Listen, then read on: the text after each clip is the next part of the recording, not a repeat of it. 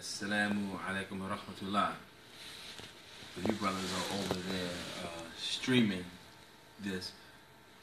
And for anybody that's watching this presentation, is now really geared towards the individuals here, but inshallah, maybe this is something that everybody may benefit from.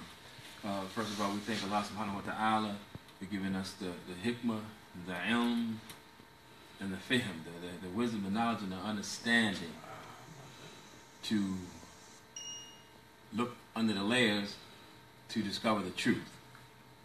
What I hope to do at some point in time with those of us who are in here is to do a DVD series on the Afro-Centric monkey hustle, which is how black pseudo-scholars deliberately give misinformation to the unsuspecting masses to get them to reject Judaism, Christianity, and Al-Islam as being European religions that somehow are created to exploit African people or black people. This particular part of the lecture or the presentation, which inshallah we need to develop more, and which our people really need to understand, and which helps this myth continue, is the myth of European spatial appropriation, or the myth of continents. So, inshallah, what I hope that we can do is to put this into like a 4-part series, and we'll talk offline about it, and we'll have it broken down, into segments. And Victor, myself, and Ishma'il Abdul Haq, and I'm hoping another scholar can participate. We can do a film shoot, and with each of the sections of the video and the themes, we can have Ak Shaka Jihad give us the intro into each section by breaking something down through poetry or rhyme and rhythm. So, European spatial appropriation and the myth of continents. What is the fundamental basis for an Afrocentric worldview? The fundamental basis for the Afrocentric worldview deals with spatial imagery. And what provides the spatial imagery? Maps and globes created through European cartography or European spatial appropriation. Here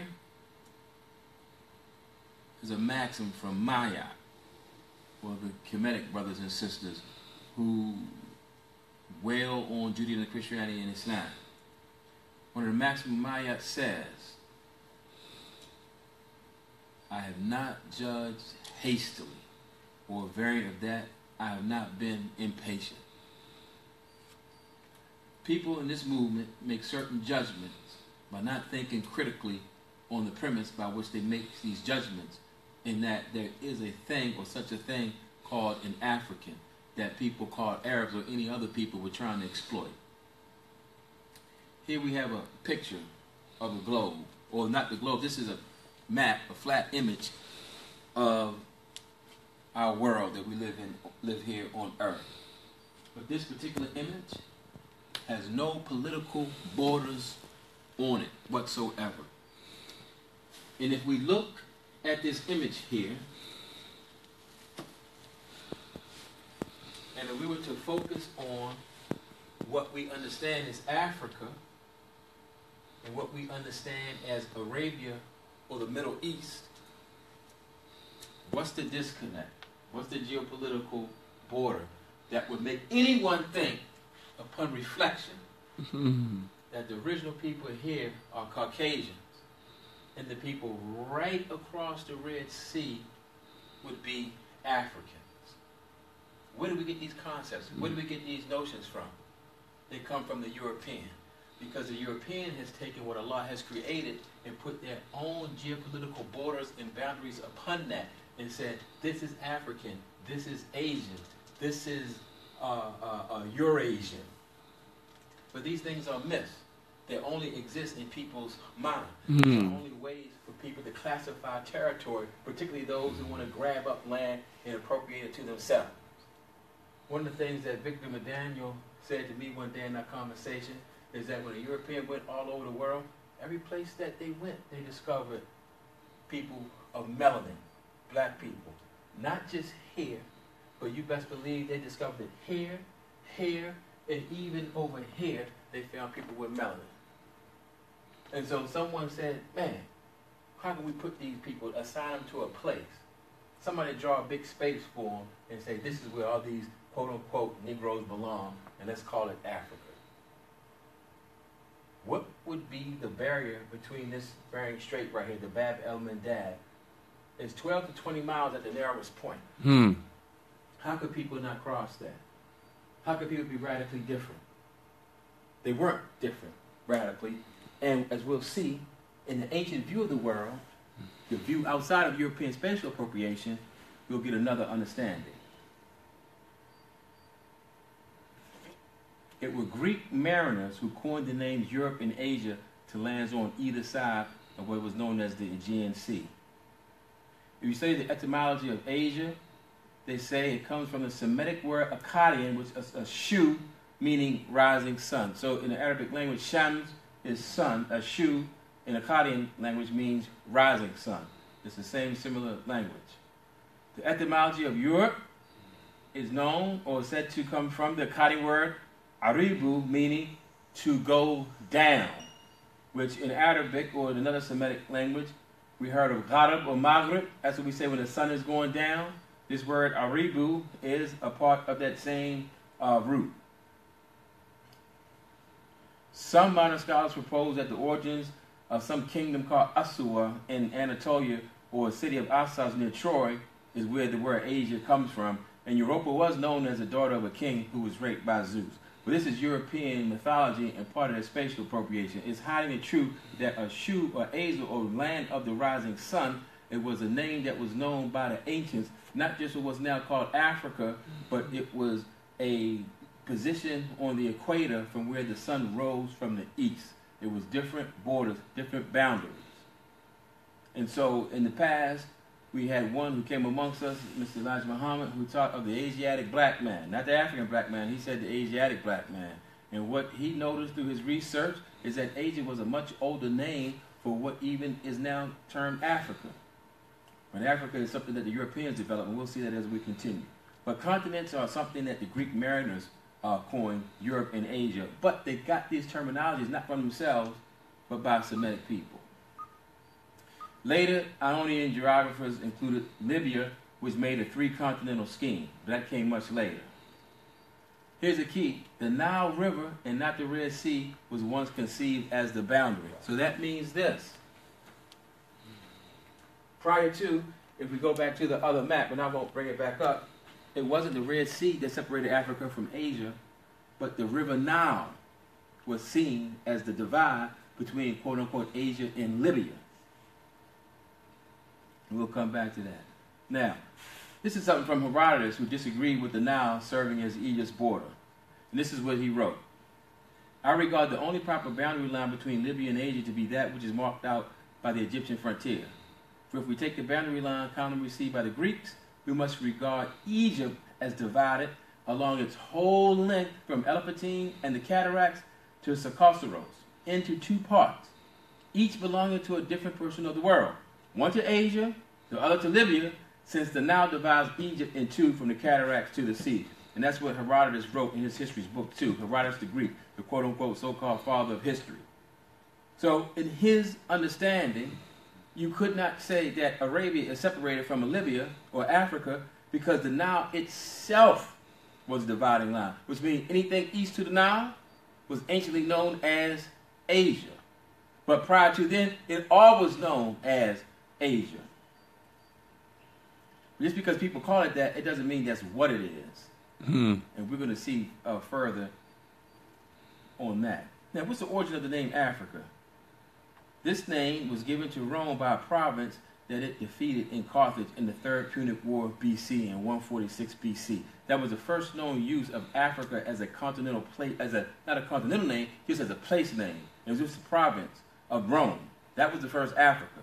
Now, Afrocentrics claim that Africa comes from the Kemetic Afracha, meaning the motherland or the first land rising above the water. And this is what's called, and people get upset about this term ghetto scholarship. I get upset about it also. Not about it being called ghetto scholarship, I get upset about the term scholarship being added to it. It's just ghetto. People just making up things. Afro-Centric, that means the motherland or the first land rising above the water. But they cannot find any historical reference, even by the Commission people, where they use this term Afro-Centric to mean any specific territory. These same people would say the Kemet means land of the black land, not Afro-Centric. And here's the wishful thinking about that, my Nile Valley neophyte Negro brothers. Lower Kemet, the Delta, after the dawn of man, it consists of alluvial deposits from the Nile. So Egypt or Kemet was not the first land that rose above the water. What we now know as the Nile Delta, it was underwater. Just like here in America, we talked earlier about Louisiana and New Orleans, the Mississippi River towards Louisiana. Once the Mississippi River floods or flows south, it brings with it mud and sediment. And when it comes to the Gulf, it fills it in with land. That's the same thing that the Nile did with the soil and sediment from the interior or the mountain of the moon, that they call them, further into what we would now know as Kenya. But it used to be all underwater. So Kemet was not the first land above the water, when the lower part of it was underwater for 1,000 years in the history of man. And we know it was underwater because people wrote about it. They said once this part called the Delta was underwater. Now, there was a tribe in Carthage that was known as the Afur tribe. And this is probably what the name of Africa comes from, this Afur tribe. So the Europeans or the Romans, once they conquered the Afur tribe, they named their province Africa, or was the corruption of the people known as the Afur or the Frida. Now, here's what our Nile Valley neophyte Negro brothers and sisters are not going to like. According to the Arab and Berber historians, they say there was a leader of the tribe called Ifriqas, named Ifriqas bin Kays Bisaifi. And this person was the son of a Yemenite king. And you can find this reference in Tabari's History, Volume 3, on the 98th page. So the term Africa, the European corruption, that if it's true that a people were there that were called the Afriga tribe, their leader was Afriqas bin Kays bin Saifi, who was a Yemenite, and what we now know as Arabia. The Carthaginian people were also known as Phoenicians. In Herodotus' histories, he says something about the Phoenicians in the very opening chapter, and this is what he writes. That's a slow join. The more learned of the Persians assert that the Phoenicians were the original exciters of contention. This nation migrated from the borders of the Red Sea to the place of their present settlement, and soon distinguished themselves by their long and enterprising voyages. So when it says that the Phoenicians originally came from the borders of the Red Sea, it's talking about what we now know as the Arabian Peninsula. Even Herodotus knew that. Corresponding with the Arab and the Berbers, historians said, was that the people were from Yemen, who settled what the areas called Carthage, which is where the Romans get Africa, or named their continent Africa, out of the people there who would call themselves after Afriga, after the leader Ibn Benfriqis. Now, this is something that I found in another book, The History of the Colonization of Africa by Alien Races, which was written by a European by the name of Johnson. And here's something that he noticed. He said, amid all their wrangles, Berber and Semite throughout all recorded history of North Africa seem to have unconsciously recognized that by descent and language they were more akin than either was with the white or with the Aryan people. So he realizes, looking at the history, that these Berbers and these Semites or these Arab people seem to know that by descent and language they have an ancient kinship. Because these people in that territory weren't quote-unquote Africans. People are not stagnant. They move. Called Afrika by Arabs, but only applied to the area called Tunisia. So Afrika only applied to one particular area, which is now in present-day Tunisia. It never was known as the entire continent, as it is known now. And Africa eventually got its name because of Rome's popularity amongst the Europeans, way later on. The Red Sea was not understood to be the border until the classical period. We said that earlier. Before the Nile was the border. Once the Nile became the border, at first there was no border. It was all Asia, known as Asia. Now, European spatial appropriation, Christianity, and the continents.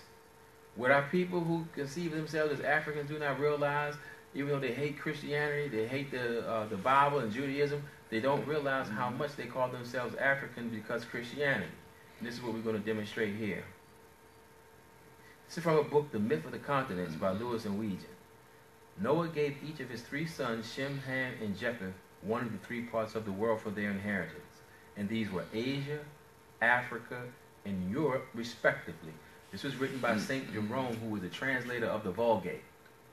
So when Europeans began their spatial appropriation, they wanted to separate races. And for them, they had a nice, easy scheme. Shem, Ham, and Japheth.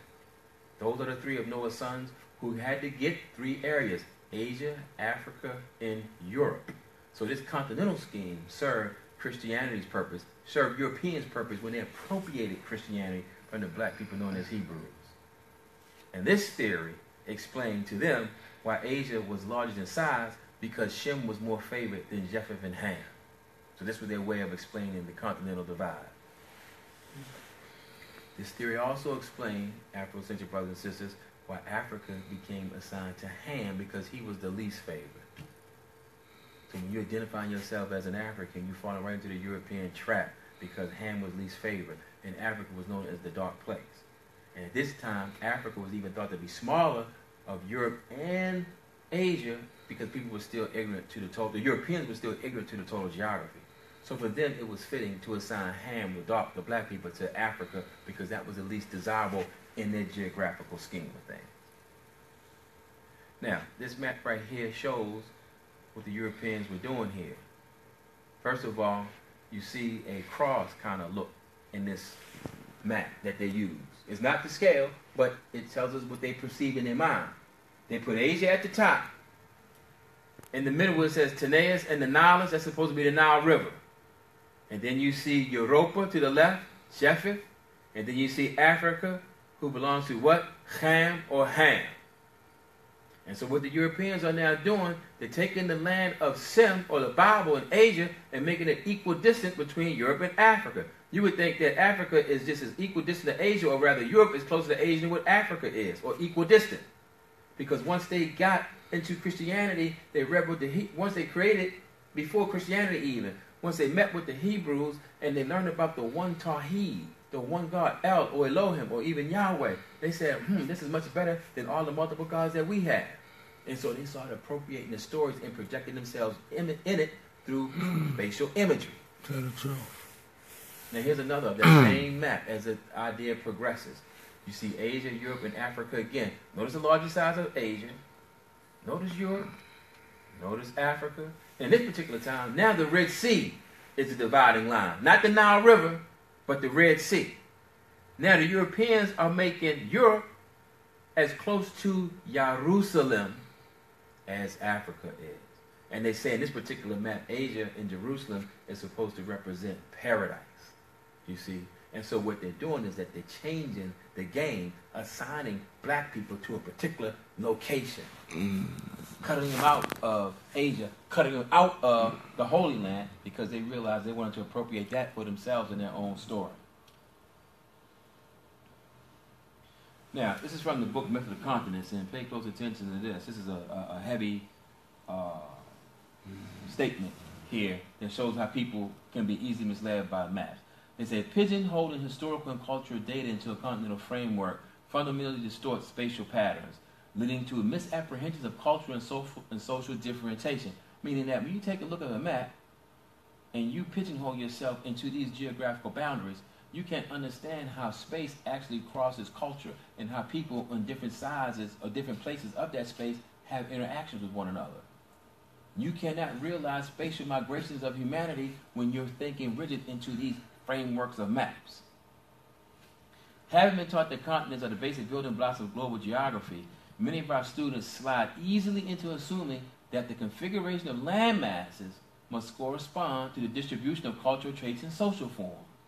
This slippage of categories suggests that the continent itself, through some unspecified process, imparts an essence to its human inhabitants.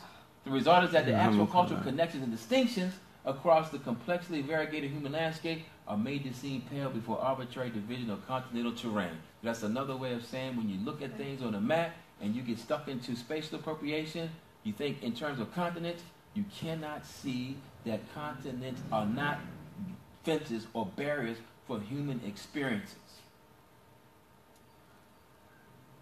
Now, here's an example how this continental disease, this European spatial appropriation, is wreaking havoc with the thinking processes of quote-unquote Egyptologists or Afro-Centric brothers and sisters. This is from an actual dialogue that I had with a brother. I'm going to let the brother's name remain nameless because he was a good brother. He just was suffering from European spatial appropriation. So this is the site for this particular picture I'm about to show. It was from the Agostini. It's Egypt circa 2003. That's when this thing was cited.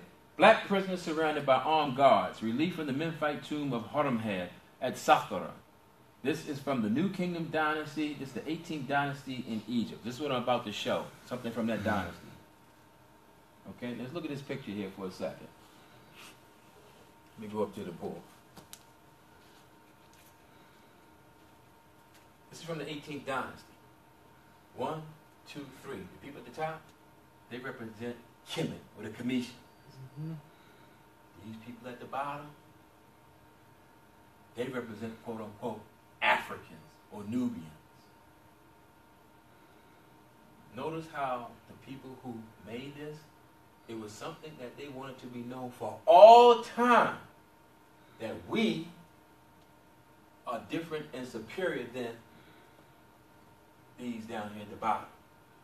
And you can even tell by this picture here that the Kemetic people have longer hair, a different texture, and they have a different phenotype in their face, their jawline, their nose.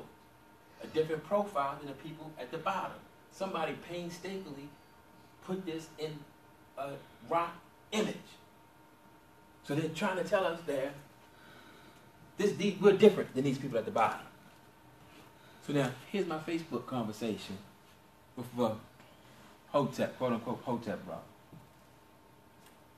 I asked the question, what do you think about this picture? Is this type of slavery okay? And I say to him, notice two different phenotypes in this picture. This is what he said. That's not phenotype, he said. That's complexion. So he looked at that same picture. He said, I don't see a different phenotypes. All I see is different complexion. But he says, but of course, we have different phenotypes. However, the Arabs have very different phenotypes, complexion, and hair textures, cultural motives, language, etc. They're on us, my brother. You can try to establish it, but there's no evidence proving that at all. We also know that the Arabs have been doing resurfacing to many of the paintings in the various tombs in Kemet. There's plenty of proof of this fact. In fact, this is going on right now. So all this brother saw, because he's looking at, thinking about things, a European spatial appropriation, a picture, a painting, a rock carved image, clearly showing two different people, two different phenotypes. He only saw different complexions, he said. But he acknowledged that we do have different phenotypes. But he wants to throw in something about the Arabs. They have very different phenotypes, complexions, and hair textures. The picture even showed that the people at the top, the Commission, had different hair textures than the ones at the bottom. So I responded, complexions? How would they be different complexions if they're the same type of blacks? I asked him, you don't see the difference in the lips and the cheekbones? He says, yes, complexions. Those standing are considerably lighter than those sitting down. Duh. That was clear in the picture. But European spatial appropriation, because he's pigeonholing things into a continental framework, you see how his mind is way off the map, and he can't even interpret what the people who made that picture was trying to show for posterity. We are different and even superior to these people at the bottom. All he can see is different complexions. He can't see the nose. He can't see the different hair types. But he's imagining what the Arabs looked like back then without even seeing the picture of the Arabs. Oh, so he says, notice what Gia Sekat Diop says on page 127, 128 of his book, The African Origin Civilization, Myth and Reality, about phenotype and language, etc. I said, I like that when you quote a source with me. Because once you quote a source, now you're into the realm of scholarship. And now we have something that we can talk about and see who's a scholar, who really understands what the scholar is saying. So he quoted a joke to me. I was very pleased that he did that. Now we're in the realm of scholarship. So I was able to say to him, Job said this too. When Muhammad was born, Arabia was a Negro colony with Mecca as its capital. Since you wanted to quote a scholar. That's what this same scholar you quote me said. Tell the truth. I have demonstrated, this is what Job says again, I have demonstrated in my earlier books all of the biological and cultural kinships between Arabs and black Africans, a kinship so old that it goes back to the 5th millennium BC and the beginning of the 4th with the birth of the Semitic world. That's what Sheikh Job said in his work. But they can't see that because they're pigeonholed into European spatial appropriation. After I hit him with Job, now he says this. I know there's a kinship. I mean, now he's admitting he knows there's a kinship between the black Africans and the Arabs. He quoted Job, and I quoted Job back, so now he can't deny what the Sheikh after Job said. So now he's acknowledging, I know there's a kinship. However, the Arabs do not know there's a kinship. They've continued to display how much they truly care about us through kinship by their actions towards us over the course of the last 1,400 years or more. And then he says to me, this rationalization and love for people who hate you and have shown you they hate you is quite disturbing. What have these people shown me? They haven't shown me anything. The only thing is disturbing is his denial of the original question, which was the picture of the Cometians and the quote-unquote Nubians, which he's still not answering. The only thing he can acknowledge is that different complexions. And when we start quoting scholarly sources, now he's acknowledging a kinship, but he just doesn't like the Arabs because they don't recognize the kinship. Let's go back to that picture again. Does it look like these people called Cometians are recognizing kinship? He says the Arabs hate me. The Arabs never had me down like that. What makes us think we the people on the top, not the people on the bottom? Does that look like love to anybody here? That doesn't look too friendly and too loving to me. Look like she sells slavery to me. And it's sad that our people, again, European spatial appropriation puts them into that back box because he can only see these people as Africans. He can't see their difference in the phenotypes. He can't even understand the difference in their culture and their motives. And I'm taking a look at this picture here. This is from the meta-nature, which they call the language of God. And this is the determinant for a Nahasi or a Nubian, or they also say a Umnit. They really don't know how this language is pronounced, okay? Now, there's something in the Quran that does say, for those whose faces turn black, they'll be in doom. For those whose faces turn white, those are the ones who will be in a paradise or basking in a glow. Again, because of European spatial appropriation, we interpret that in a matter of race. We can't understand that those whose faces turn white means those who will be basking in the light. It doesn't physically mean a face actually turning white. And those faces who turn black are those who will be groping in the darkness, so their faces turn black. It doesn't mean a physical whiteness or blackness. So in the Quran, when it mentions that, it doesn't even mention black and white in the adjective. It's actually a verb. It's talking about the process of turning.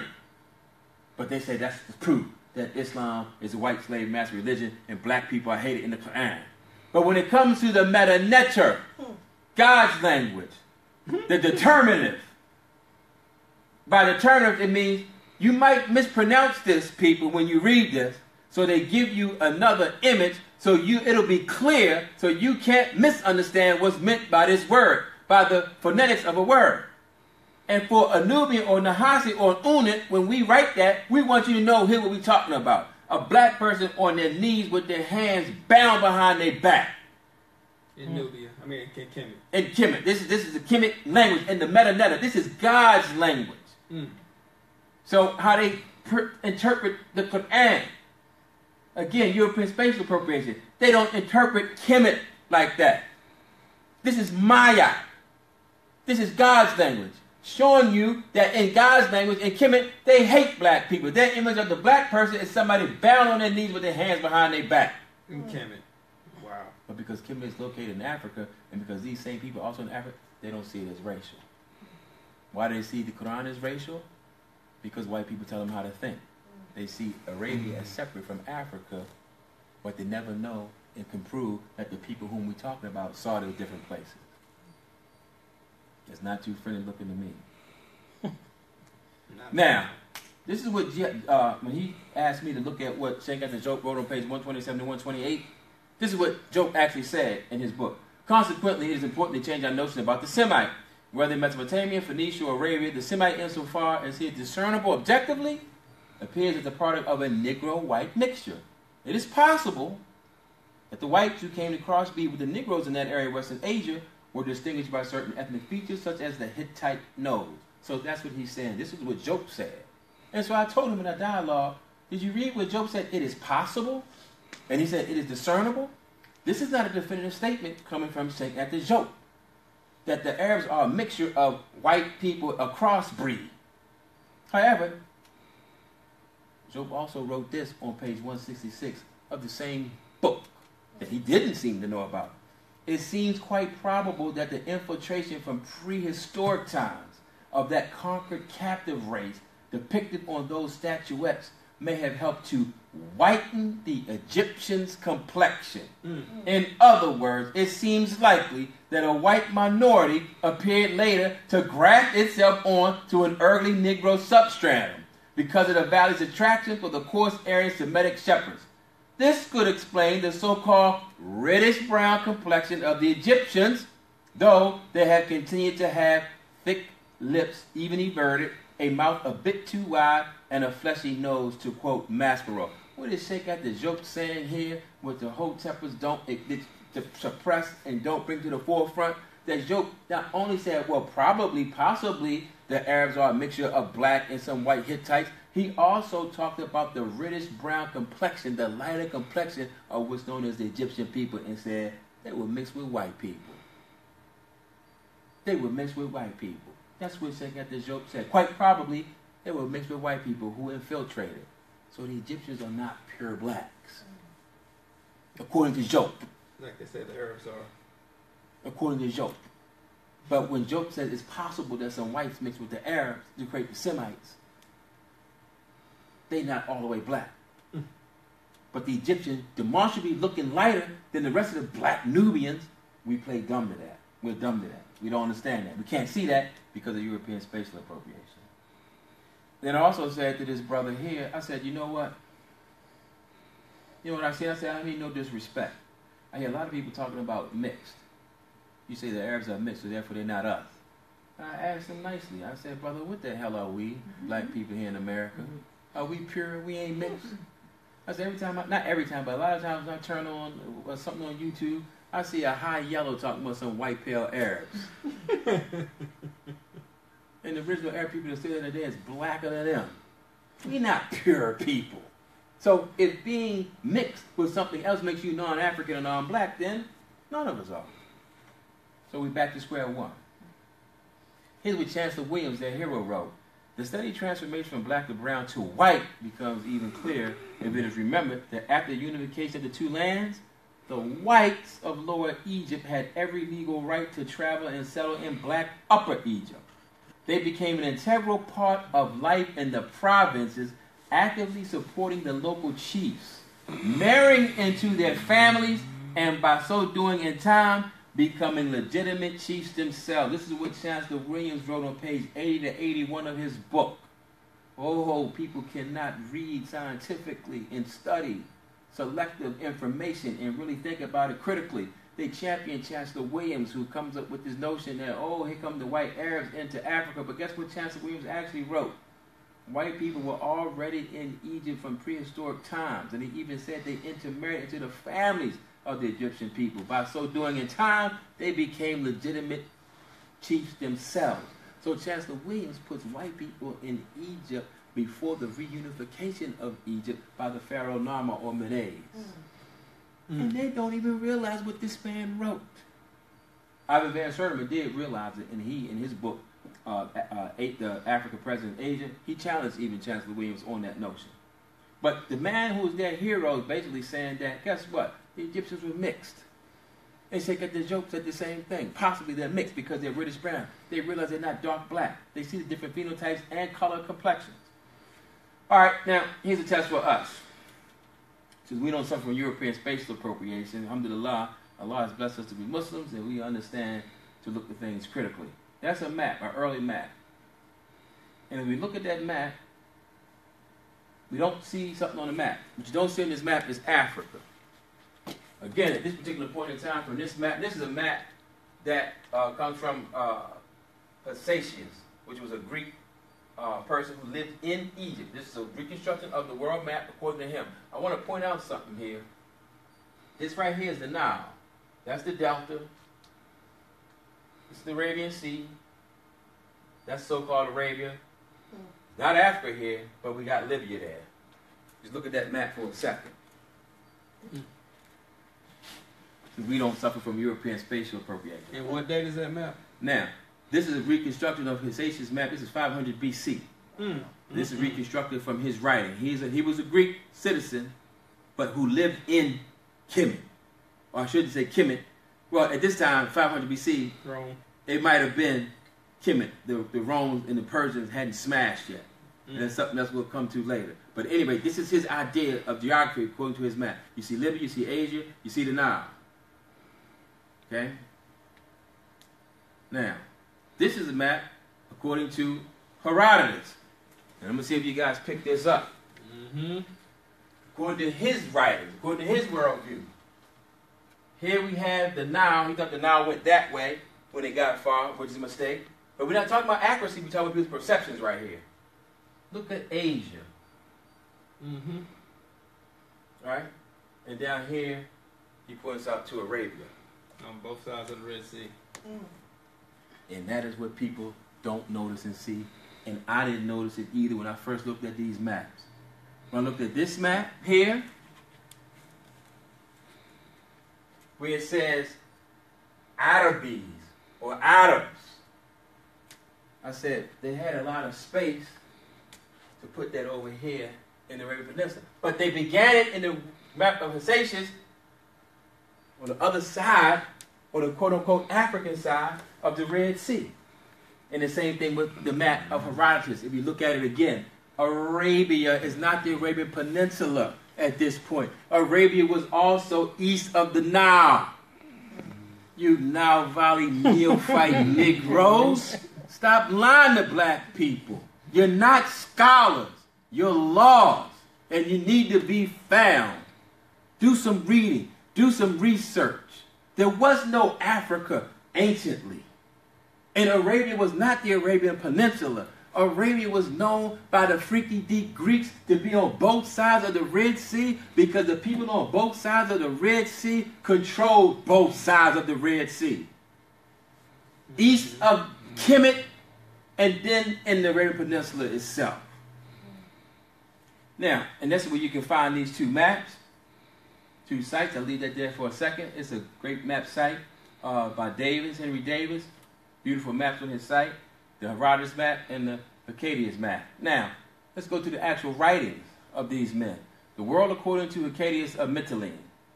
He was known as the first Greek geographer. Lived in Kemet, and this is what was written about his map. His 3 continents were divided by rivers. The river Phasis, flowing from the east of the Black Sea, separated Asia from Europe, and the Nile was the border between Asia and Libya, not the Red Sea. 4 peoples inhabited the utmost part of the earth. The Celts in the west, Scythians in the north, and Araboi in the south, and probably Indians in the east. Herodotus even polemicizes against the concepts of the Ionians about world geography in a way that enables us to get a more detailed picture of the Hyrcanian view on this question. And this is what Herodotus wrote, complaining about Hyrcanus' map view. He says, all the rest of Egypt, apart from the Delta, is, as they, namely the Ionians, say, partly Libya and partly Arabia. So Herodotus, in his complaint, lays it out how people were thinking, how geographers were thinking.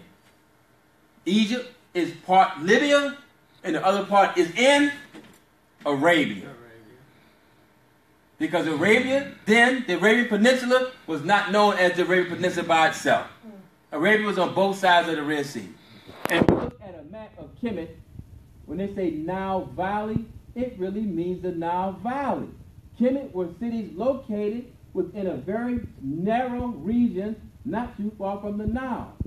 On both sides of the Nile Valley, where you had they called the Arabian Desert, there were mountains. The people of Kemet called that the Red Land. just a valley. But because we romanticize about Kemet and we suffer from European spatial appropriation, we don't want the world to be ours. We're putting ourselves in a fence. Any land that does not realize upon reflection that the land on both sides of the two seas are not radically different, that person, you're not fit to lead people across the street and back in traffic safely. You're not fit to teach us how to count to 1 to 10 with your eyes closed. If you really believe and can't look at a map and tell these people were one. Now here's the worldview according to Herodotus. And this is what he wrote in his histories. As is apparent, this is in another book, Arabs in Antiquity by Resto.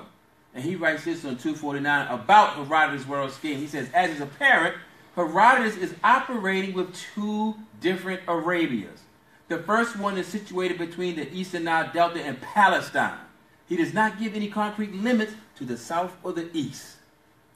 Arabia had no limits to the south or the east. The other Arabia is a vaguely defined vast territory stretching far on both sides of the Red Sea, probably down to the Indian Ocean. This Arabia included the myrrh and frankincense producing areas, i.e. South Arabia, Eritrea, and Somaliland. So the whole real argument of European spatial appropriation in Africa versus Asia and Arabs is moot point. Because here, in the understanding of the ancient world, Arabia was not only South Arabia, but it also included Eritrea and what we now know as Somaliland. And archaeologists and other persons have seen, and paleoanthropologists have discovered a kindred between the people on both sides of the Red Sea. And if we think and reflect and we look at the people of Somalia and Ethiopia, they look like different people than the rest of the quote-unquote Africans.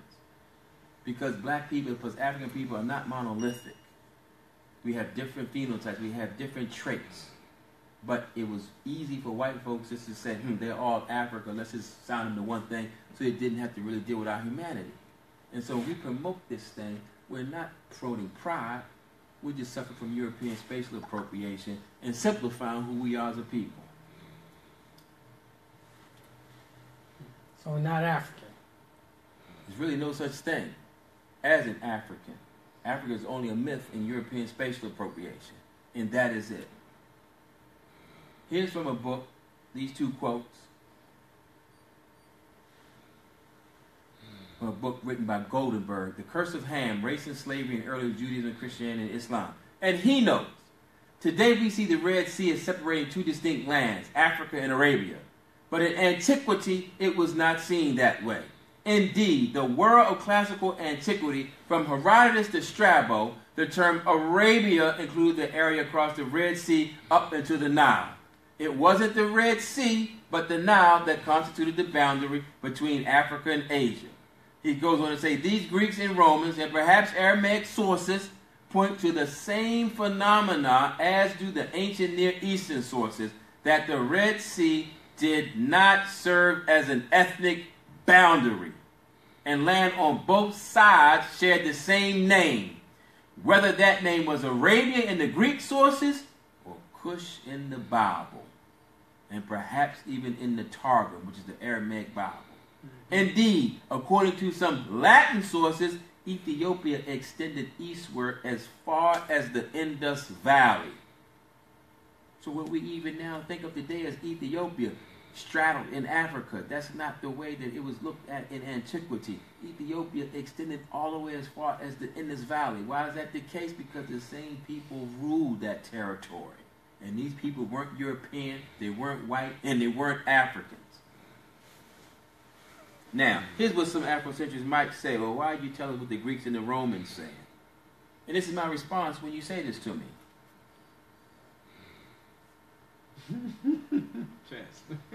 All honors must go to the ancient Greek and Roman historians who do not seem to know what racism is.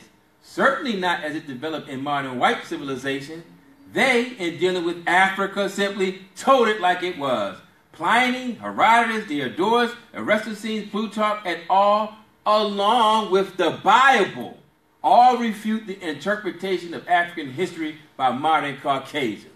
So according to Chancellor Williams, the author of Destruction of Black Civilization, he says the Greek and Roman historians are due all honors, and they are people to be trusted. And the Greek and the ancient Greek and Roman historians tell you they didn't know of a daggone Africa. It was Arabia or Kush on both sides of the Red Sea. So that brings us to the question, where was the location of the ancient Commission's Tarnetta, i.e. God's land? So the question becomes, if people are saying Kemet is where we need to start in everything, why did the people of Kemet revere another land that wasn't in Kemet as Tarnetta, or God's land? If they thought of themselves as the originators, the mother and father of civilization, why did they call another place God land? And where was this place? That's the question we need to be addressing here. Punt, so-called Punt, the tropical district which lay to the south and east of Egypt, and which indeed probably part of the Arabian Peninsula and the eastern coast of Africa along and south of Somaliland. This is the Egyptian Book of the Dead by Wallace Budge. He locates Punt, or what's known as God's land, in the Arabian and also in the south part of Somaliland.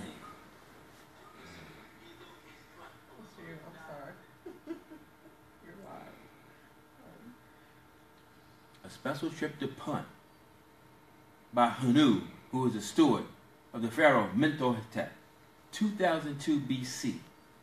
This is what he writes. This is what has been recorded from an artifact of ancient Kemet. My Lord, life, prosperity, and health sent me to dispatch a ship to Punt to bring for him fresh myrrh from the sheikhs over the Red Land by reason of the fear of him in the highland. So he's documenting here that in order to get the Punt, we had to deal with the sheikhs. We had to get the myrrh, and they translated this as sheikhs over the Red Land, clearly telling us that they had to go outside of Kemet, outside of the Black Land, to go and deal with the sheikhs in the Red Land to travel to their holy land, to God's land, to Tarnetta. He goes on to write, the army cleared the way before, overthrowing those hostile to the king. The hunters and the children of the highlands were posted as a protection for my limbs. What is this clearly documenting from 2002 BC? When this person had to go to Punt, to God's land, he had to leave outside of the dominions of Kemet. So God's land is not located in the Nile Valley. According to the recorded artifacts of the commissions.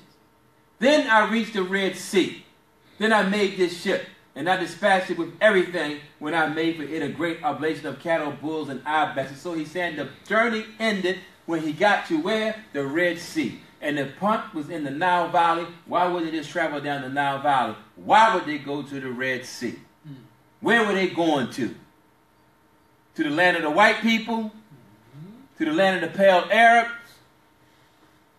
To God's land is where they were going, located on the coast of the Red Sea, outside of the Nile Valley. And all these were taken from the book, the Mammoth Book of Eyewitness of Ancient Egypt. You can find it on page 61 and 62. Now here's the thing about our quote-unquote Nile Valley neophyte Negroes, Afrocentric scholars, these YouTube teachers and Facebook faculty and internet intellectuals. We already had scholars who brought to black people a knowledge of self by reinterpreting history and understanding it correctly and dealing with all the white lies. And now these new jack, Nile Valley neophytes, they're bringing back the same misinformation to our people, confining us to European spatial appropriation. Here's what Carter G. Woodson wrote about the Greek geographical conceptions. He says, Homer, the first of the Greeks to refer to the Ethiopians, considered the Ethiopians as separated into two divisions. Later, other Greek writers referred to these two divisions as one east of the Nile and the other west from the Nile to the Atlantic. Evidently, there has been much migration from Asia into Africa, which has already resulted in mixed breeds near the east coast, but had not affected very much the interior. So even Carter G. Woodson, the father of black history, realized that on both sides of the Nile, that you had the same people who interacted with each other. J.A. Rogers' Testimony of Ancient Black Geographical Concepts, who wrote the book Sex and Race, 3 volumes of that. He even recognized and told our people the truth, what was written. And that's the key. These Nile Valley neophyte Negroes are lying to black people and not telling the truth, even if they know the truth. Either they're lying or they're not good researchers. Either one, they're not leaders and they need to sit down and be quiet. J.A. Rogers says, and he writes, Herodotus of 447 BC said very clearly that the people of all the regions of Mesopotamia and India were black. He called them Ethiopians. Moreover, tropical man is never white. Who can't tell that the Arabian Peninsula is near the tropics? How could the people there, original people there, be white and those right across the sea be black? Doesn't make any sense. W.E.B. Du Bois' testimony of the ancient Greek geographical conceptions.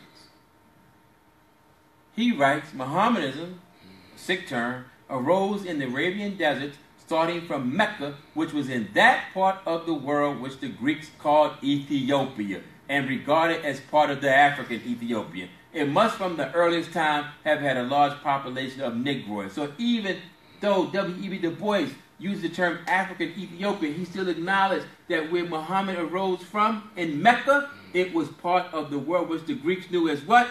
Ethiopia. It was also a part of what the Greeks understood to be the world inhabited by black people. And Sheikh At-Tajok, the #1 African scholar, a Senegalese Muslim himself, writes, again, when Muhammad was born, Arabia was a Negro colony with Mecca as its capital. So where do these white pale Arabs come from, and where in all this is the African?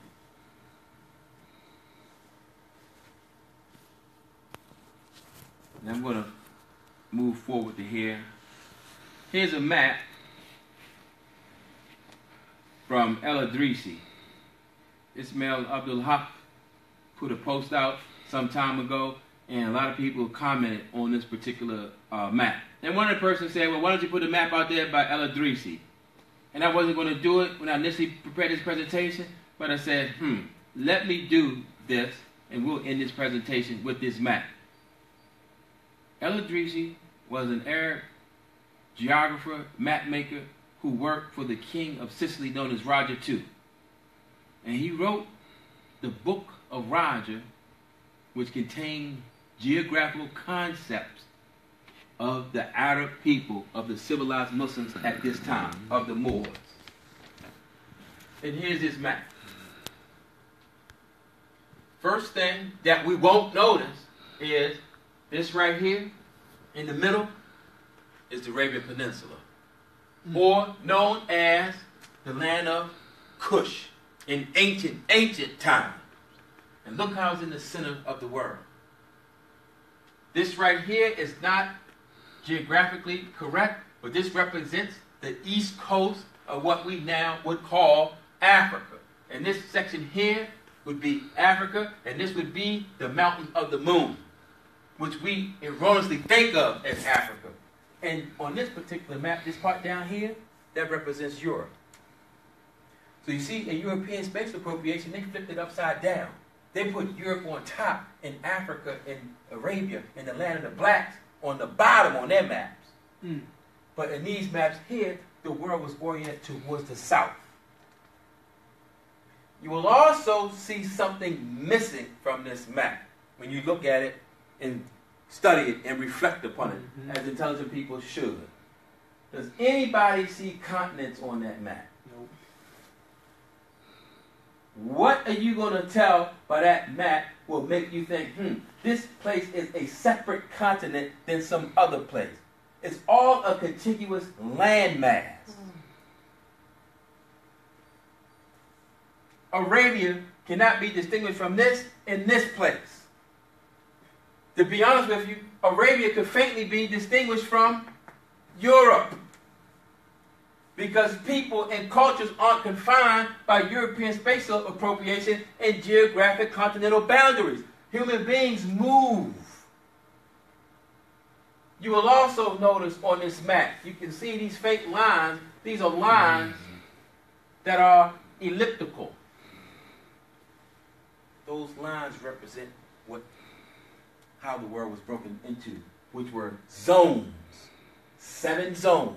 Not continents, but zones. The reason why they're not straight across? Because the Muslims, like El Idrisi, knew that the world was a sphere. It was round. It wasn't flat.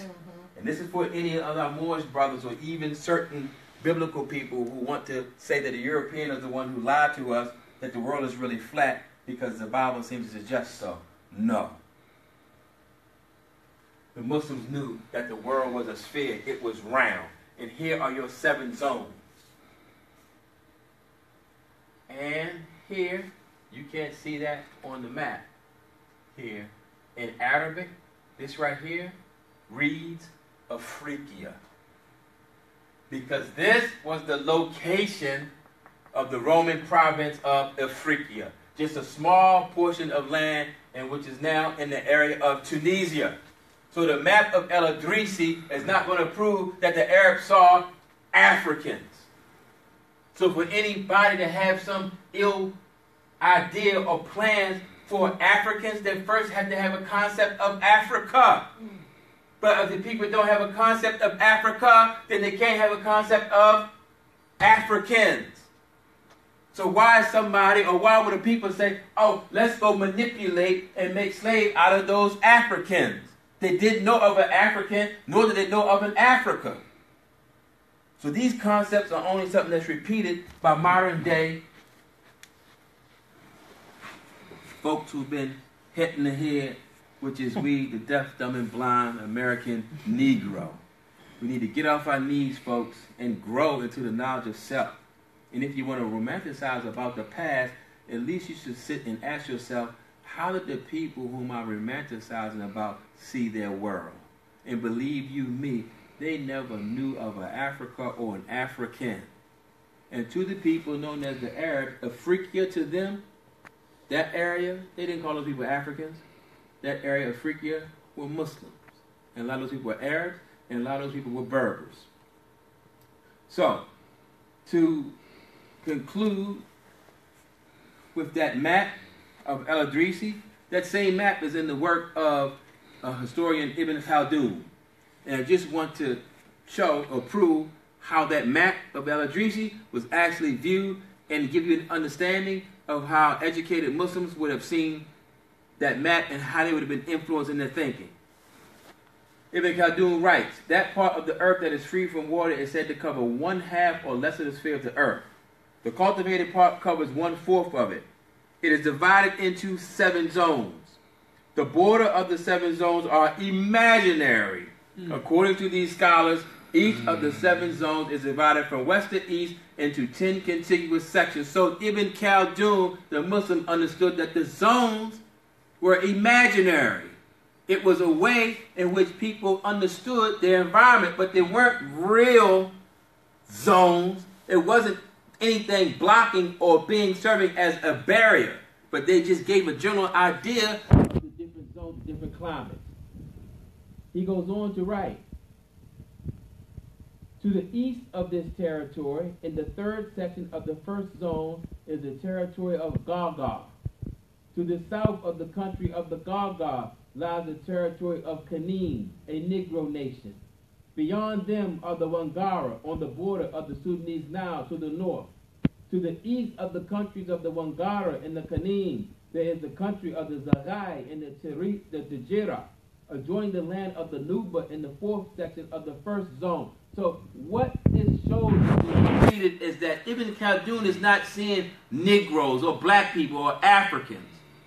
Each unique people, each unique tribe or nation is talked about for their own uniqueness. He's not just painting a broad brush. The Arab scholars didn't paint a broad brush. They went to different places, they talked to the people, and they wrote what these certain select people believed in. Some were Muslims, some were not Muslims. Some people, they talked about very, what we would say, harshly. But it wasn't because they're Africans, we don't like those people. They were very objective in the way in which they looked at things. But they didn't just lump some of people into a broad territory and say these are all one and the same people.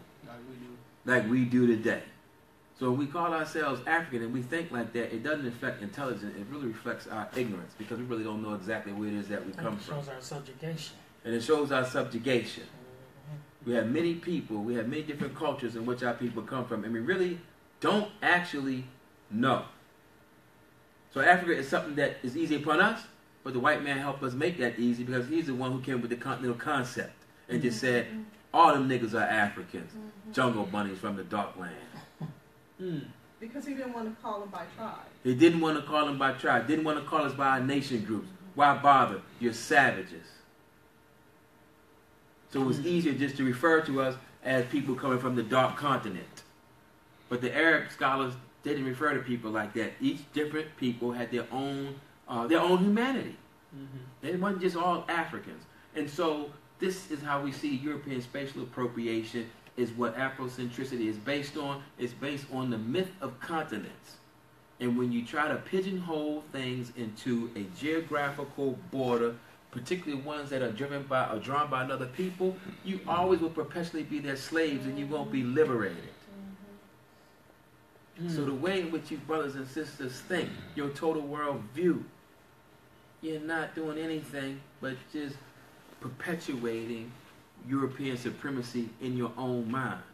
And you all think you're liberated, which makes it so sad.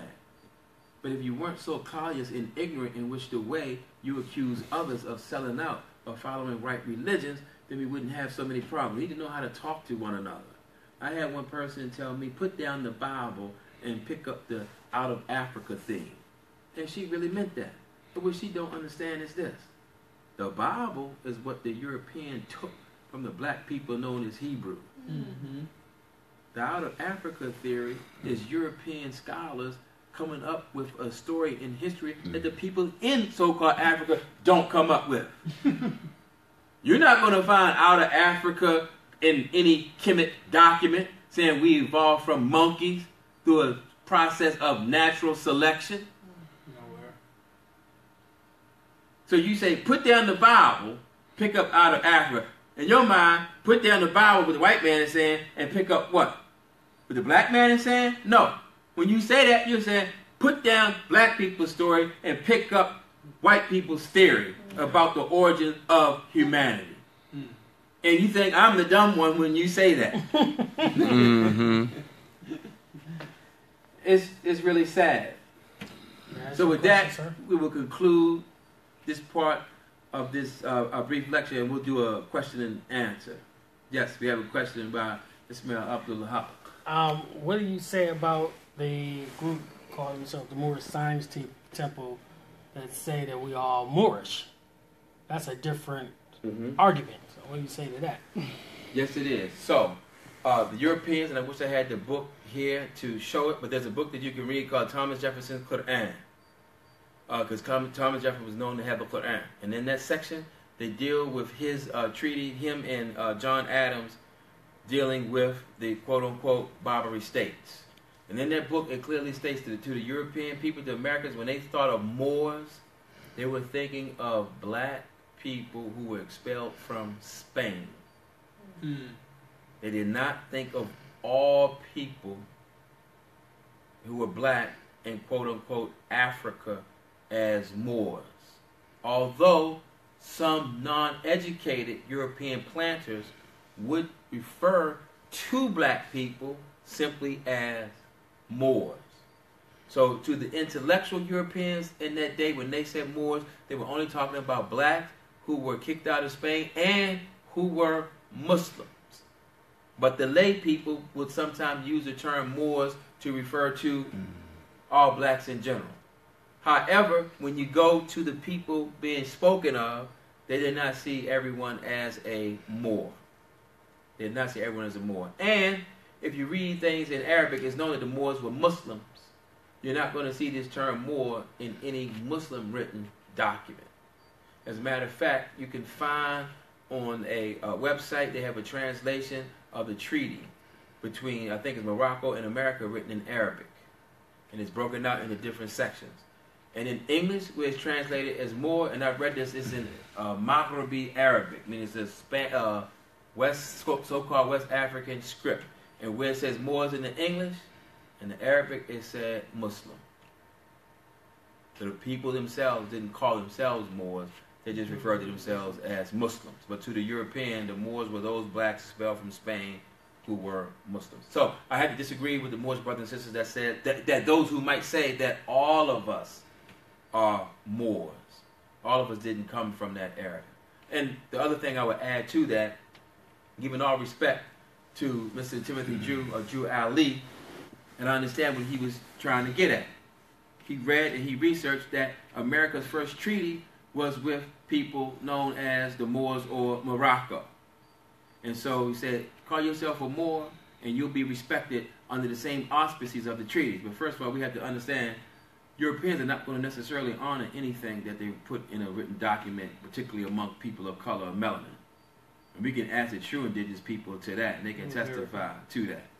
The indigenous people, so-called quote-unquote Indians. But the other part about that, Moors, brothers and sisters, is that these Moors people at that particular point in time, they were not ruling.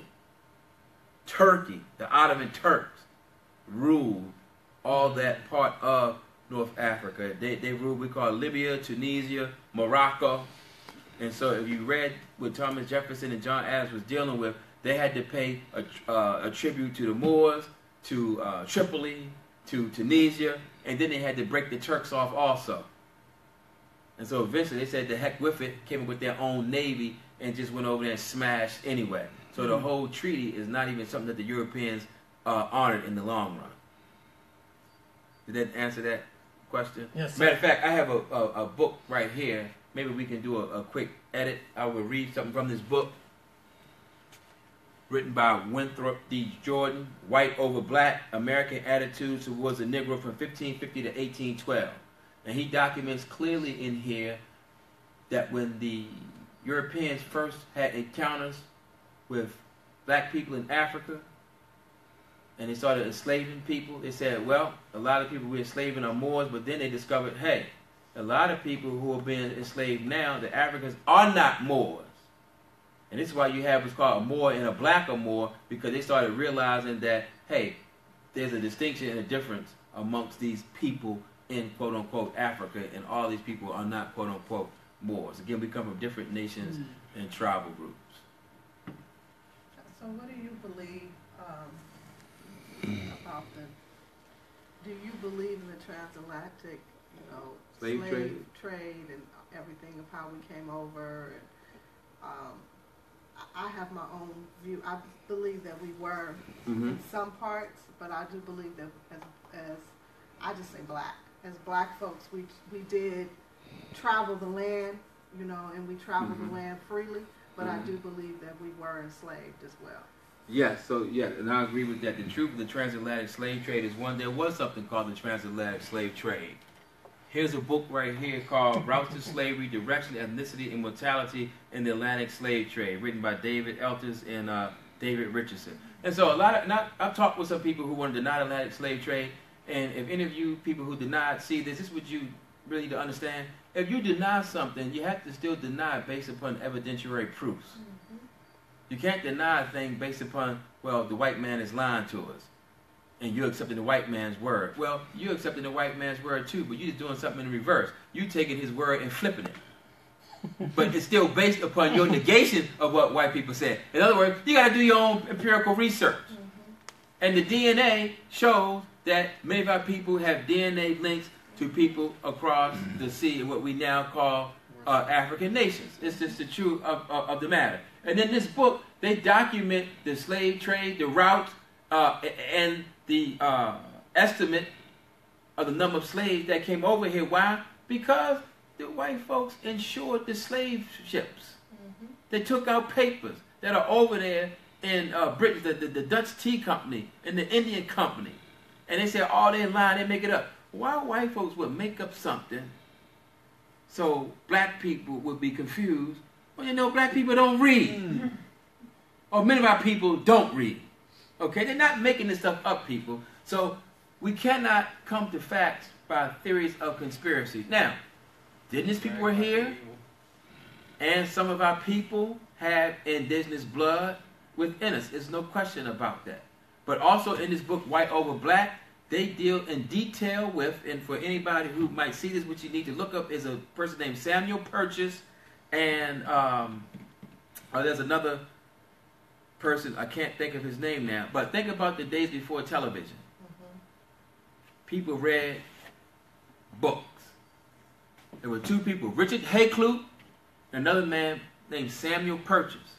These two men published the works of various European sea captains and what they discovered when they traveled the world in Africa, so-called, what white folks call Africa. And these particular works became very, very popular.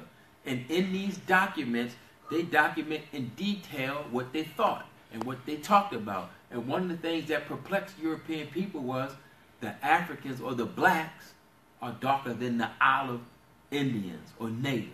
So we're clearly two distinct people. They're not just making this stuff up to trick and fool the Negroes from his quote-unquote birthright. And that's what some people think. No. So I believe... They don't care about us that much. They don't. We flatter ourselves too much. I have a question dealing with that specific topic right there, because I think you remember this question that came up once upon a time. But what do you say to those brothers that say we don't have any ships documenting slavery, that, we don't have any evidence to prove that we came over here on slave ships or whatnot because we don't have the actual ships? What do you say to that? That is an argument, and what I say to that is, where are the ships that would enable us to document how the European came over here? Did they just swim across the Atlantic and just walk up on the shore generation after generation and just take our black land from us? And see, that's a story that really kills the self-esteem, the way we think about things.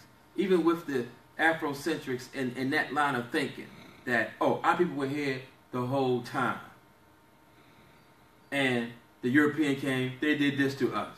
The white Arab came, and they did that to us. And we project the image of our people as weak, timid, with no fight.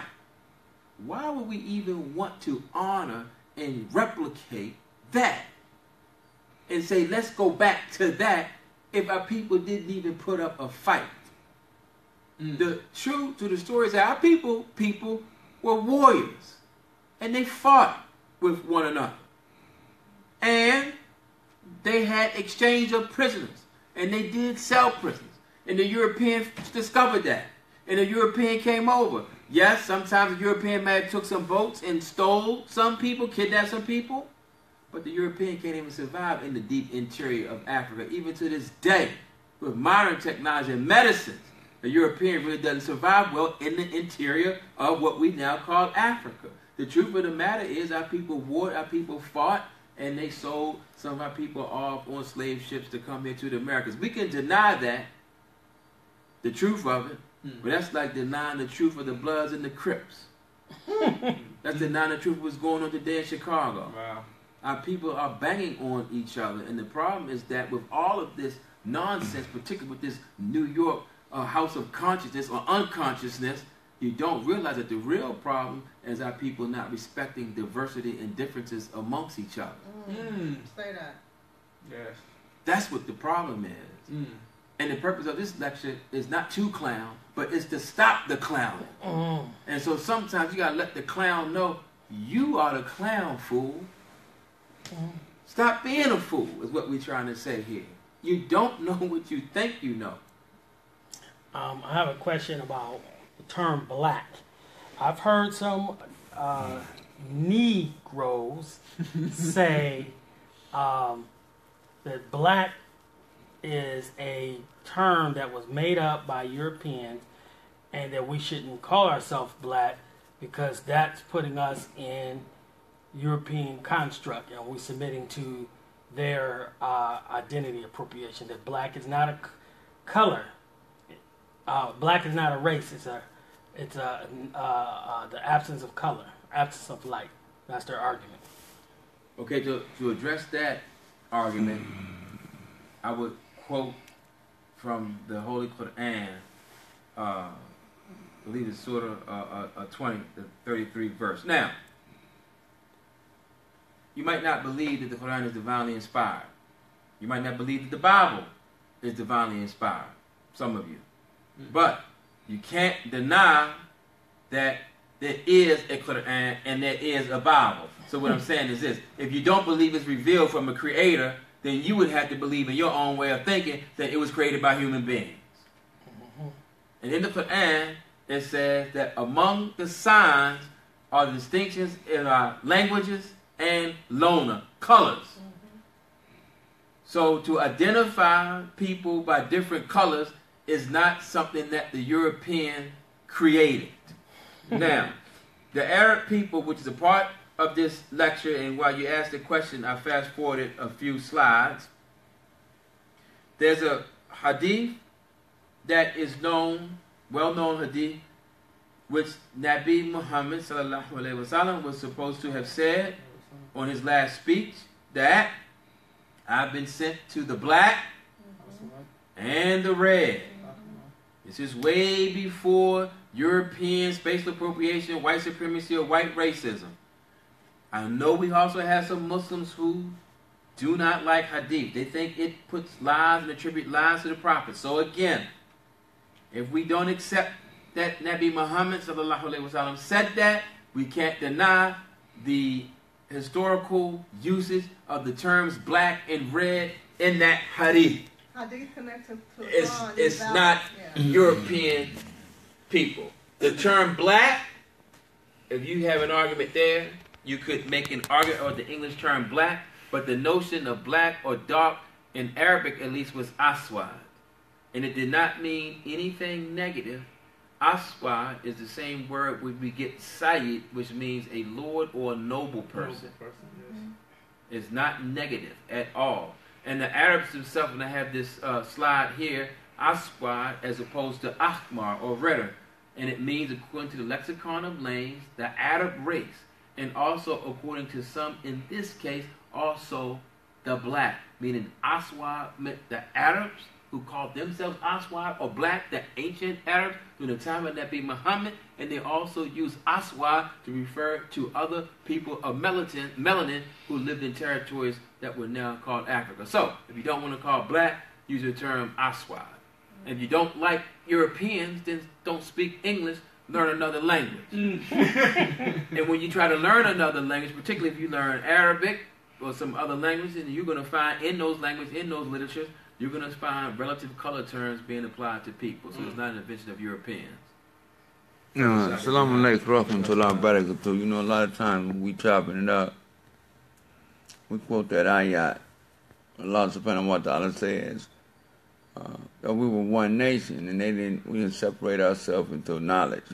And with this new super information highway we call the internet and this sudden spur of consciousness that's going on with black folks displacing America with the Triple K, I see it that being so relevant.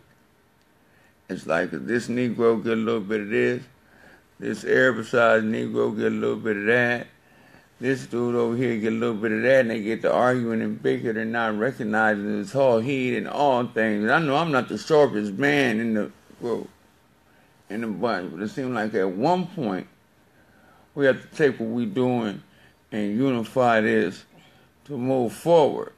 Because I really, if you notice on it, they don't get on my page disrespect me and nothing, but I shut them down when they come around with just simple proofs. And you have this scholarly approach to where we have to do something with this same approach to bring unity to the community, because it really is all that argumentation and debate. And Ayatollah Khomeini says in his scholarly work, Adabu Salat, that knowledge, the first levels of knowledge is a barrier. And a lot of us get stuck in that. We get stuck in the argument and debate part. So, you know, what do you suggest that we do with this information to bring about Dean al-Haq on the block?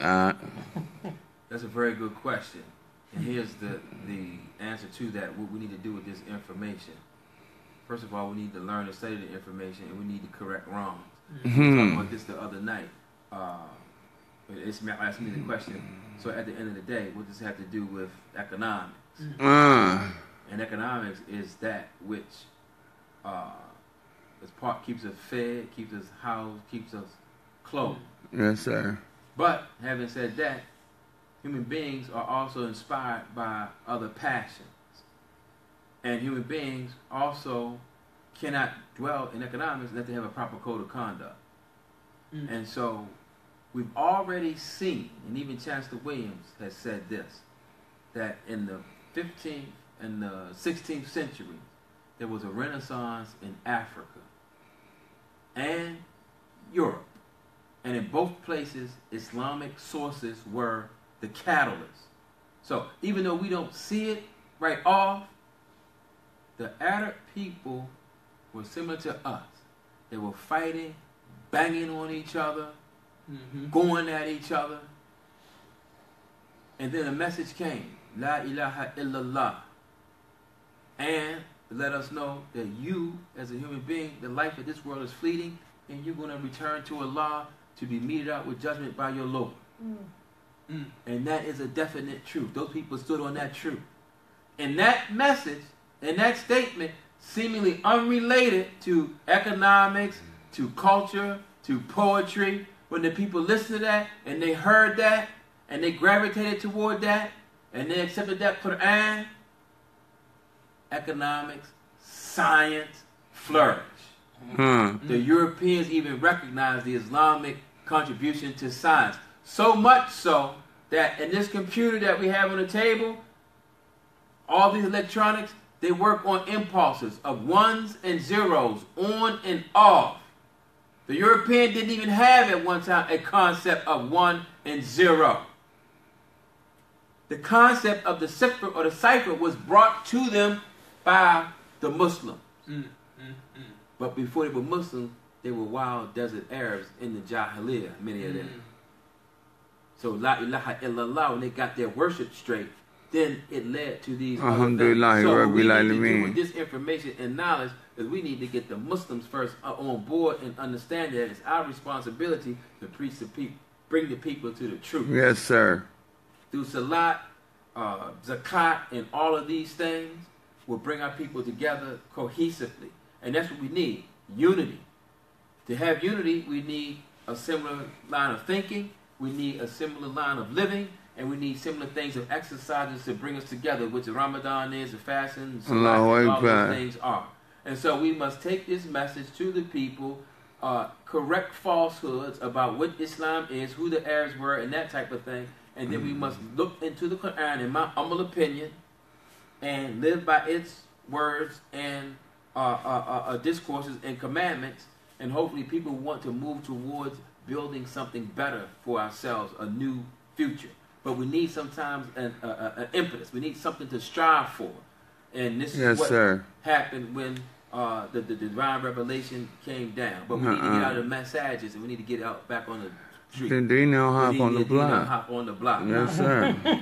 We're too much stuck into these four walls of the masajid and not out there on the streets where we need to be. Warn your nearest kinsman. That's what we're not doing. Alhamdulillah, Rabbil Alameen. One more question. If we're not Moorish, if we're not Africans, we're not Negroes, we're not colored, what are we? That's a very good question.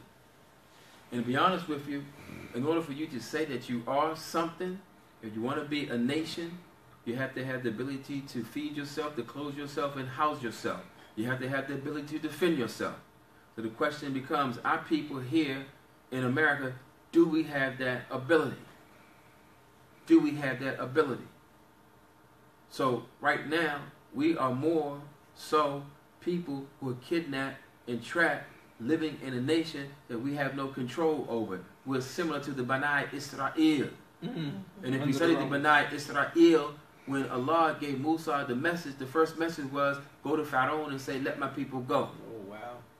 They did not receive the Torah until they were free from Pharaoh. Because you can't be on law, you can't be really truly on deen when you're oppressed in your everyday life, when you're not in control over your own environment.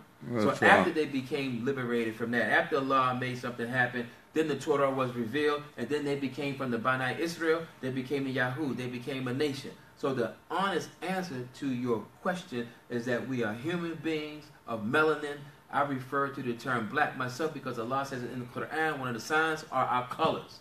But in terms of a distinct name, a distinct nation name, we are not a distinct and unique nation because we don't have power over ourselves. We don't have self-mastery.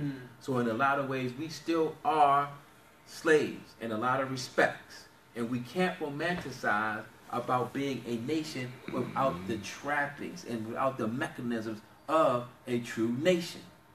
And we cannot pretend as if 500 years of a process didn't take place. Real talk. We're not Moors, literally. We're not Hebrews, literally. We're not Mandingo. We're not Fulani. We're none of those things. Our people have been here for 500 years. So whatever we call ourselves, the reality is this experience must be a part of that. So that's a very tough question to answer. But if we come up and say we're this, we're still not anything until we have self-mastery. Yeah, and I think labeling ourselves is where we getting all that fitna too. You know what I'm saying? Like, this group want to be known as that, and this group want to be known as that, where I see the ubiquity in Islam. You know what I'm saying? To hold that is our nation state. That's one question too. One more too. If you go into a lot of these quote unquote Afrocentric circles, right? You know, you'll hear they often quote Malcolm, or they often have some kind of praise for Malcolm, but yet they'll make fun of, mock, and demean the same quote unquote religion that Malcolm followed. Now, where did this idea that religion somehow is a part of white supremacy come from? Well, that goes back to the European spatial appropriation, because the idea of Africa exists, white people's continental concepts. So these people are thinking anything outside of white people's borders, the borders they assigned for us, should be off limits to us. That's the first part of it. If they really understood and realized that melanated people and black people on both sides of the Red Sea and Caucasians did not create Judaism, Christianity, or Islam, that the Greeks believed in atheism, the logos to them meant everything was just naturally in order, or they believed in various other gods, Zeus and the whole nine. If they realized that when they went over there, dealt with the Hebrew people, the black people, they understood Tawheed, El, then that would, first of all, for those people, change the game. Black people become more knowledgeable, that also would change the game to make these people honest. And I've asked them on these same sites, point to me the black nation without religion. They can't do it. But you represent Maya. I've seen some clown fools say that Maya only represents principles. They try to make Maya the principle. But they know a lot of black people like Egypt. Right? And what we like about Egypt, some of us, we like the fact that white people like Egypt and romanticize That's about what Egypt. I think. That's what it is. So deep down in our psyche, we hope if we can prove to white folks that we're the descendants of the and Egyptians, then they'll like us like they like the Egyptians. Tell the truth. But it's not going to happen like that. But Mayat was a religion. It's back to the earlier question that I tried to answer that Ishma'il asked. People are not going to come together and be productive with everybody on their own thing, with everybody on their own deen, their own thought. And so these people who bang on religion are really opportunists in a lot of ways, particularly when they claim Mayat. Because Mayat was just not a set of principles.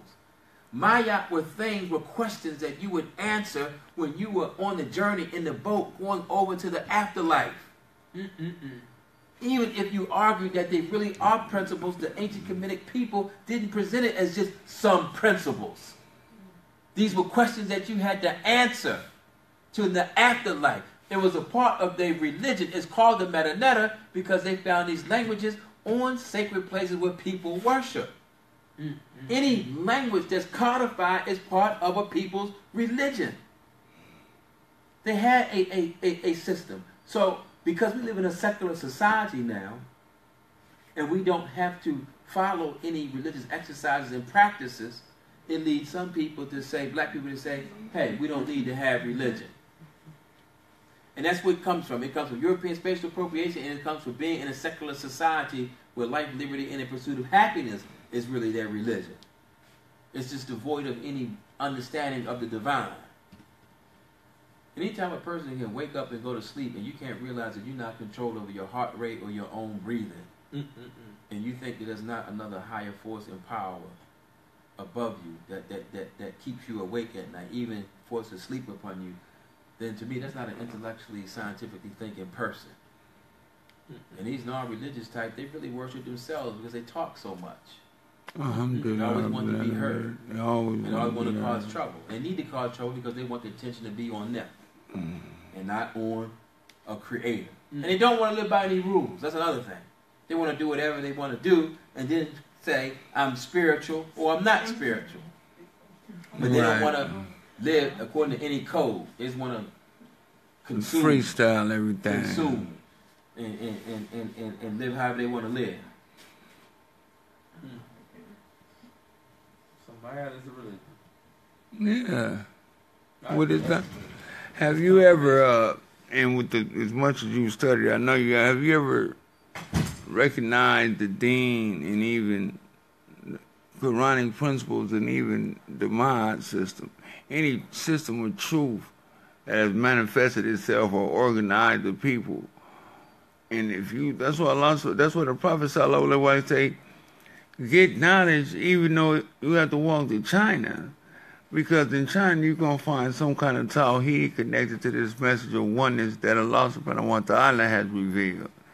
And that's what I say, I'm upset with humanity as a whole because it seems like we're still barbaric when it comes to the concept of God. You know what I'm talking about? Yeah, I mean, you're right. Humanity as a whole is barbaric when it comes to that concept. And there's one thing, what you're bringing up now, we can't represent Islam as something that is black, meaning that it's something that black people discovered or created or something unique to black thinking and culture. This is the book There Is No Doubt. The Quran refers to its own self as a revelation from Allah subhanahu wa ta'ala, the creator of the heavens and the universe. It's guidance. We can't say that black people were the depository of this divine revelation. Okay? But it's not something, in my humble opinion, that was created out of our own essence of our people, something that's made up. And one thing we definitely can say with Islam, there's no other religion, as is Islam, where you have so many different racial and ethnic groups of people that embrace that way of life. And where the people who embrace it were not brought the deen by way of being subjugated to any white, pale, slave master Arabs. The most populous Muslim country is Indonesia. They don't talk about that often because they can't fabricate some lie about camels and horses of white Arabs going out into the Indian Ocean and landing in Indonesia and then fighting and taking over a place. The Tartars, the Mongols, the children of Genghis Khan, they're the ones that first smashed the Arabs. The Abbasid Caliphate. At that time, it was under the rulership of Persians, and the Abbasid Caliphate was kind of a puppet caliphate, but they smashed the Muslims. They smashed it in Baghdad. Within 100 years, those barbaric Tartans were saying, La ilaha illallah Muhammadan Rasulullah. Good point, Ike. Alhamdulillah. I'd like to hear from the ladies. Do you have any questions, or can you answer? I asked 2 questions. You know, we need to wrap it up in a little bit because I have to have Aziza turn on the. I'm just being honest with you guys. We can pause it, we can do whatever. I just need to be real with you. We're gonna have to wrap it up because we have to set the alarm. So I don't know. People understand wrap up? Alhamdulillah Rabbil Alameen. It is what it is. Any other questions from the audience? Now, I just want to say a Asante Jazakallah to the brother for bringing the information to rejuvenate the nation. Alhamdulillah, Shukran, Sheikh. I think everybody that was here